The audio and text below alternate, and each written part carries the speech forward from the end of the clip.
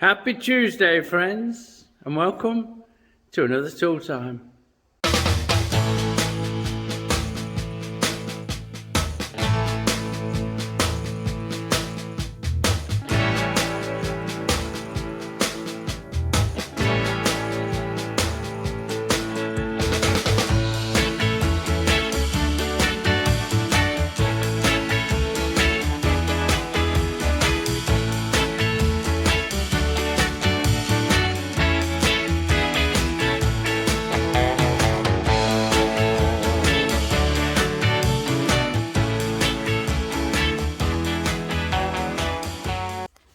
Okay, this week I'm going to push the boundaries a little. I'm going to go for 2 drawers. Look at this one. Oh, hallelujah. I've had this cabinet 35 years maybe. There you go. So there's a little drawer divider. This side has got all my big screwdrivers. I'll give you a sneaky peek, look.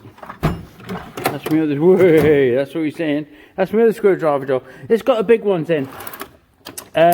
You know, really big, these Phillips or potty drive, and massive big flat blade screwdrivers.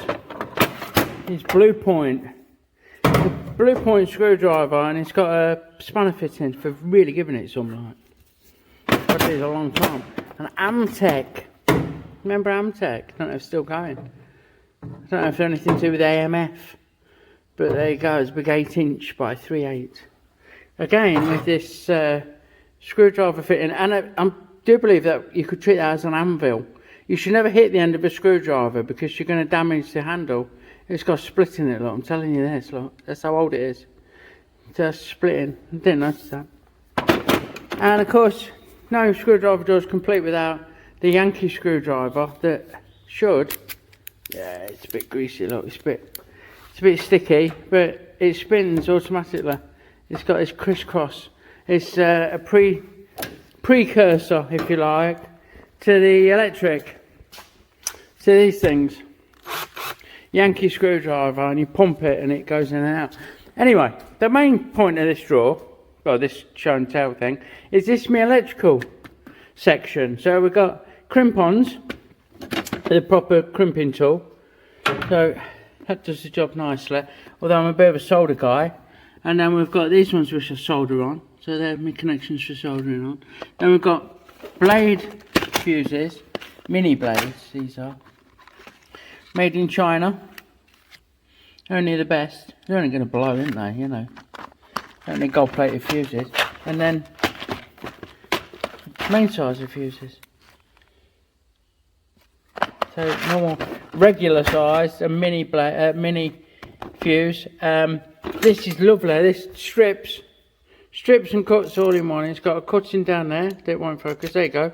It's got a blade, and then it's got a stripper in the jaws that grabs and pulls, and you can adjust the tension. Invaluable tool. A couple more cheapo crimpers. Actually, those yellow under ones are pretty good, but they don't beat the proper ratcheting crimping tool. It's that you set a tension on so it doesn't let go until you've done the full range of movement. So it ratchets so you can have another grab. I need 2 hands to squeeze that tight. That's how tight it's set. That really supplements my main electrical drawer, which is a fucking mess. Well, there you go. So there's heat shrink everywhere.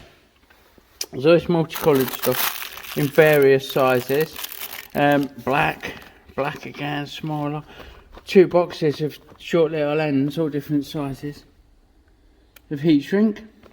And then we've got, just these are come bundled with something, so I've kept them in the bag. There's heat shrink in a few sizes and a couple of sizes of cable. Insulation tapes, can't have too much insulation tape. So we've got green, blue, black. I've got lots of black. I've got packs up on the shelf of insulation tape, and this loom tape. So it's really good loom tape. It's what makes that Certoplast. Don't know if it makes a difference, but it's cloth, and it sticks to itself better than it sticks to anything, and it makes for a really nice loom wrap. There's another brand here. This one's a bit fluffier. Tessar. Bless. So, soldering iron, variable. Doesn't have to be massive, and this one's not. Does the job nicely, and it'll do the heat shrink if I need it to. Although I often use hot air gun for that. A few other bits and bobs, some solder, or solder as we say in this country, because my American friends, it does have an L in it. And then we've got automotive cable. So we've got, this is 0.8 internal in a handy dandy roll. And then we've got some slightly larger, probably 1.2. All mixed up and mashed up, and could do with being in rolls on a broomstick somewhere or something, but we don't. So there you go. So today has been a walk around the electrical section for when we're doing wiring and altering wiring and sorting bits and bobs out. Sorted. So a really quick one, just to show you that we do a bit with the electrics. I'm not an electrician, but I can fix most things basically. I'll wire up my own bikes. It's not rocket science. It probably just takes me a little longer than it would someone who was a qualified electrician. Plus, if it comes to fault finding or working on things that are modern with injection systems and all the engine management and all that, I'm not doing that shit. That's not for me. I'm a battery and points guy. Have a wonderful day. Thanks for watching Tooltime Tuesday. I'm not sure if there'll be a vlog, but I think there probably will be that I'll put up after this. So please check that out. Have a wonderful one. Lots of love, everyone. And I'll see you soon.